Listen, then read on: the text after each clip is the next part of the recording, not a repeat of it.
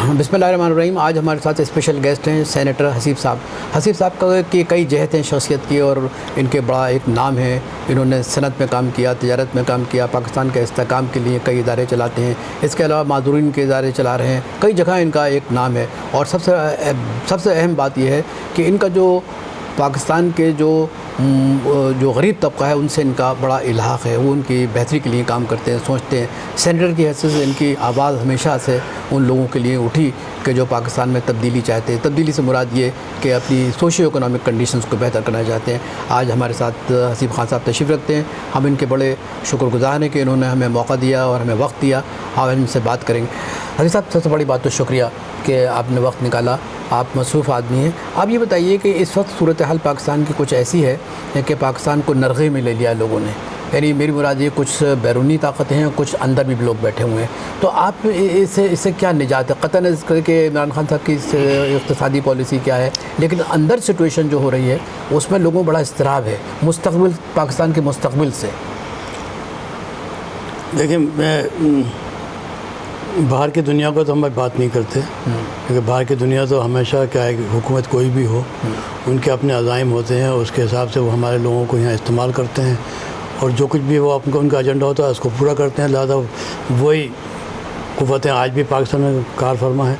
लेकिन इस वक्त जो प्रेजेंट हुकूमत आई है उस पर बात कर लेते हैं, जिसको अभी तकरीबन साल होने को आ रहा है। जी, इसमें दो बातें हैं। एक बात तो यह है कि हुकूमत जो आई वो वक्त की ज़रूरत थी, और जो लीडर है इमरान एज ए लीडर, मैं उसको इसलिए लीडर कहता हूँ कि उन्होंने जब अपना 22 साल 23 साल पहले जब सफ़र शुरू किया तो इनके इन्होंने उनकी खुसूसियात थी जो मैंने खुद देखी एज ए सेनेट में जब वहाँ पर था। तो ये इनका वहाँ पर धरना भी मेरे सामने हुए हैं वहाँ पर सब कुछ, कि उसमें क्वालिटी ये थी कि वो जो क्वालिटी होती है लीडर की क्वालिटी होती है कि वो बिखरे हुए लोगों को यकजा करते हैं। तो उन्होंने एक आवाम की सतह के ऊपर हम सब ने देखा कि उन्होंने काफ़ी मोबिलाइज़ किया आवाम को। और दूसरी बड़ी खूबियत उनकी ये है कि वो एक without any doubt he is a true Pakistani. जी, and without any doubt I mean he belongs to the common man of Pakistan. जी, और इसी बुनियाद के ऊपर वो इलेक्शन जीत के आए। और जो सबसे बड़ा अलमिया था इस मुल्क का, सब कुछ होते हुए भी जो हम तरक्की नहीं कर पा रहे थे, वो करप्शन था। इसमें भी कोई शुबा नहीं है कि करप्शन के वो ख़िलाफ़ हैं, और उसी बुनियाद पे वोट लेके आए। लेकिन वोट आने के बाद जब हुकूमत में आए तो फिर उन्हें अंदाज़ा हुआ कि भाई कि हम कहाँ खड़े हैं। लेकिन अलमिया ये हुआ उसके साथ कि उनके साथ जो लोग आए वो लोग वो थे कि जिनका कोई वसी तजुर्बा नहीं था कि ये इकोनॉमी को कैसे बेहतर किया जाता है। नतीजा ये हुआ कि जो पॉलिसीज़ बनी उसमें जो स्टेक होल्डर्स हैं, फॉर एग्ज़ाम्पल फेडरेशन है या चैम्बर्स हैं, उनसे इतना क्लोज इंटरेक्शन नहीं हुआ। और वो एक ख़ास जो उनका सियासतदान थे जो उनकी पार्टी में आ गए थे, उन्होंने ही उसको जो है वो अपनी विदाउट एनी एक्सपीरियंस उन्होंने कुछ ऐसे इक़दाम किए कि जो डायरेक्टली रिफ्लेक्ट करते हैं इंडस्ट्री को। और सारा फोकस जो मैंने देखा एज ऑन टुडे, अगर मैं बात करूं कि करप्शन के ख़िलाफ़ प्राइम मिनिस्टर का इंस्टांस बहुत सही है। इस मुल्क को बचाने के लिए करप्शन का ख़ात्मा लाजमी है, लेकिन करप्शन के ख़ात्मे के लिए आपको टॉप से आना है, आपको नीचे टच नहीं करना चाहिए। अगर आप इंडस्ट्री को भी अगर आप एक्सक्यूज़ करेंगे, और जो आपको आपकी हुकूमत चला रहे हैं, डिकेड से चला रहे हैं, टैक्स कौन देता है? बिल्कुल कॉर्पोरेट वर्ल्ड देती है। कॉर्पोरेट वर्ल्ड जो है वो दे रही है 60% as on today. 61% is from Karachi, 9% is from the rest of the cities. कितना बचा? 30%। 30% में 3 सूबे हैं जो कंट्रीब्यूट कर रहे हैं इकोनॉमी में, टैक्स में, इकोनॉमी में। तो कराची की तरफ तवज्जो नहीं है। आज भी कराची सिटी जो है वो आपका पाकिस्तान से सबसे गंदा शहर है और सबसे ज़्यादा दे रहे हैं 61%। दूसरी है कि इंडस्ट्रियल पॉलिसीज़ जो हैं उसकी बुनियाद पे एज़ ऑन टुडे मुझे ये लग रहा है कि शायद हम जो इन्वेस्टमेंट की बात भूल जाएं या बाहर से आने वाली इन्वेस्टमेंट को भूल जाएं, इसलिए कि जब मैं कंफर्टेबल नहीं हूँ तो बाहर से इन्वेस्टमेंट नहीं आएगा। मैं कंफर्टेबल हूँ तो बाहर से इन्वेस्टमेंट भी आएगी। मैं ख़ुद इन्वेस्टमेंट करने के प्रॉब्लम में हूँ कि भाई मैं चला लूँ तो यही बहुत बड़ी बात होगी। तो अभी जो एज़ ऑन टुडे जो मैं देख रहा हूँ, वो देख रहा हूँ कि शायद आइंदा चंद दिनों में कहीं ये इंडस्ट्री का कब्रिस्तान ना बन जाए, क्योंकि इंडस्ट्री का कब्रिस्तान बनेगा तो लोग बाहर निकल जाएंगे, CPEC भी एक तरफ रह जाएगा। तो प्रायोरिटी जो है वो 2 रखनी चाहिए। एक प्रायोरिटी वो है कि जी इंडस्ट्री के हवाले से स्टेक होल्डर के साथ बैठ के क्या पाकिस्तान में क्या कमी है क्या कि आपको एडवाइस देने के लिए बड़े बड़े इकोनॉमिस्ट हैं। इकोनॉमिस्ट समझता है कि जी इकोनॉमी क्या होती है। टू बी वेरी फ्रैंक, जो मिनिस्टर्स आते हैं, चाहे फाइनेंस का मिनिस्टर हो, चाहे FBR का चेयरमैन हो, ये 2 बड़े स्टेक हैं। इन दोनों को कोई तजुर्बा इकोनॉमी का नहीं होता। इकोनॉमिस्ट नहीं है ये बाई वर्च्यू आप पॉलिटिक्स आ जाते हैं। तो आप इकोनॉमिस्ट कहाँ हैं आपका? तो इसका मतलब ये है कि इंडस्ट्री की तरफ तवज्जो नहीं होने के बराबर है। देखिए, हम आपकी इस गुफ्तगू से पूरी तरीके से मुत्तफ़िक़ है, लेकिन मुझे ये बताइए कि अब हमारे पास 3 मिनट है। आप मुझे बताइए कि इसका तोड़ क्या है, किस तरीके से हम निकल सकते हैं? क्योंकि देखिए ये सूरत हाल यहाँ पर खुदा न खासा खाकम बदन सिविल वॉर भी हो सकती है, जब लोगों के पास खाने को नहीं होगा, बहुत कुछ हो सकता है। तो आप बताइए इसका पैनेसिया क्या है? इसकी एक ही सूरत है, इसमें कोई आपको कोई रॉकेट साइंस नहीं है। पाकिस्तान के अंदर दौलत जो है वो आज भी दुनिया के तमाम मामलों से ज़्यादा है। इस्तेमाल नहीं कर रहे, लेबर आपको इसके तरफ आप नहीं कर रहे, SMEs की तरफ आपकी कोई तवज्जो नहीं है। SMEs की जो है वो जो उसका रूह होती है वो होती है कॉटेज इंडस्ट्री।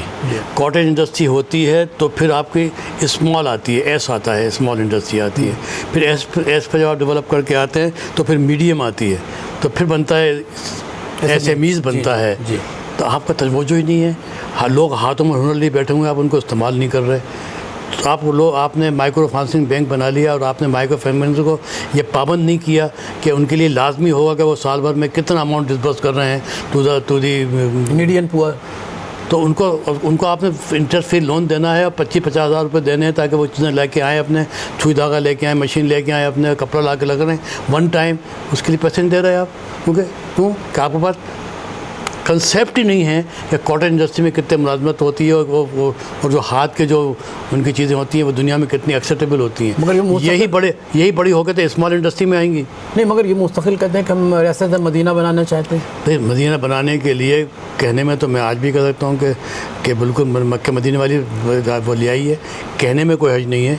लेकिन जो आपके जो उसको इम्प्लीमेंट करने के जो तरीक़े हैं वो भी तो अडॉप्ट करने पड़ेंगे ना आपको, वो नहीं किया जा रहा है। There is a very big gap between the industry and the government. तो आपकी और उसके बाद सोने पर सुहागा ये हो गया कि पॉलिटिशियन जो प्राइम मिनिस्टर के इर्द गिर्द पूरे हैं, उनको किसी को कोई तजुर्बा इकोनॉमी का नहीं है।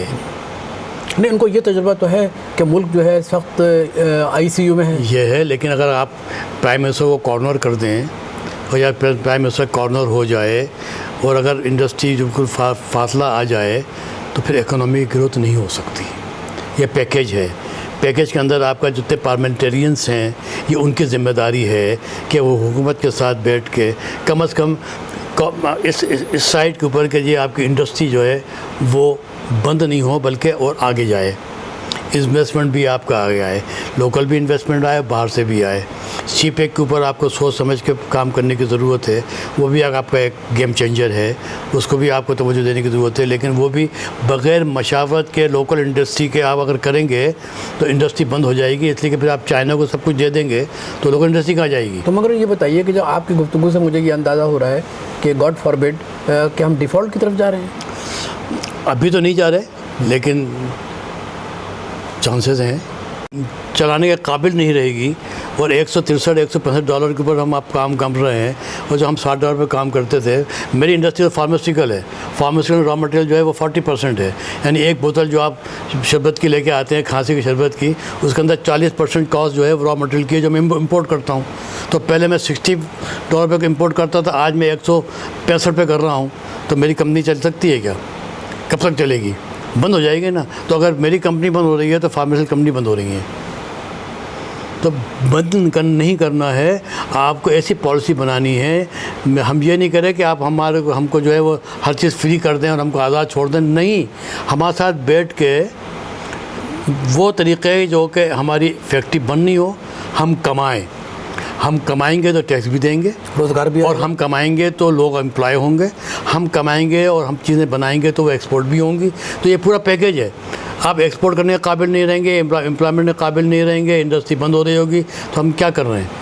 हसीब साहब, हम आपके बहुत शुक्रगुज़ार हैं कि आपने इतनी खूबसूरती से और इतने आसान अल्फाज में आपने एक मैसेज दिए और आपने इतनी उम्दा मैसेज दिए। मेरा ख्याल है कि इस मौजू पर इतनी आसान ज़बान में बहुत कम लोगों ने बात की है और मुझे उम्मीद है कि क्योंकि ये आपका प्रोग्राम सारी दुनिया में देखा जा रहा है और इंशाअल्लाह ताला हमें उम्मीद है कि हुकूमत वक्त अगर उनके जो मतलब दोस्त हैं या उनके साथी या उनके मतलब जितनी इकोनॉमिक टीम है, अगर वो ये प्रोग्राम देख ले तो मैं समझता हूँ कि वो थोड़ा बहुत कोशिश करेंगे कि मुल्क को इस ICU से निकालें। और मुझे उम्मीद है कि आपने जिस दरबंदी से पाकिस्तान के मौजूदा इक़्तिसादी सूरत हाल पर जायज़ा लिया, इसका यकीनी तौर पर इसकी आवाज़ जो है वो ज़रूर जाएगी। आपका शुक्रिया कि आपने मुझे इस काबिल समझा। नहीं, ख़ातिन नज़र बहुत शुक्रिया कि हसीब साहब ने हमें बहुत उम्दा बातें बताई और मैं सबसे बड़ा दोबारा ये बात कर रहा हूँ कि इतनी आसान ज़बान में पाकिस्तान की इक़्तिसादी और माशी सूरत हाल पर और सनती सूरत हाल पर जो गुफ्तगू की है, मुझे उम्मीद है कि हमारे पाकिस्तान से बाहर जो हमारा ये प्रोग्राम सुन रहे हैं, देख रहे हैं, मुझे उम्मीद है कि वो इमरान साहब को बताएंगे कि भाई इस किस्म की पॉलिसी जो है इख्तियार करें ताकि मुल्क मुस्तहकम हो